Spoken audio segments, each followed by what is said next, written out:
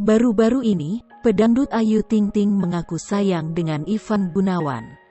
Meski begitu, Ibu Bilkis ini rupanya masih belum berani pacaran. Ternyata Ayu Ting Ting memiliki ketakutan tersendiri jika nantinya hubungan dengan Ivan Gunawan tak baik-baik saja. Hal itu terjadi karena baik Ayu Ting Ting maupun Ivan Gunawan tidak pernah malu memamerkan kedekatannya kepada publik. Bukan rahasia lagi jika Ayu Ting Ting dan Ivan Gunawan saling sayang satu sama lain. Namun terlepas dari hal itu, keduanya sampai saat ini memilih untuk bersahabat dekat tanpa embel-embel ingin saling memiliki.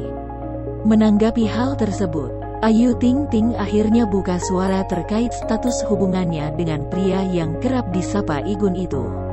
Lebih lanjut, Ayu Ting Ting juga mengungkapkan ketakutannya jika sampai ia menerima cinta Ivan Gunawan. Menurut ibunda dari Bilkis itu, hubungannya dengan Igun justru akan berantakan jika sampai keduanya pacaran dan malah berujung putus.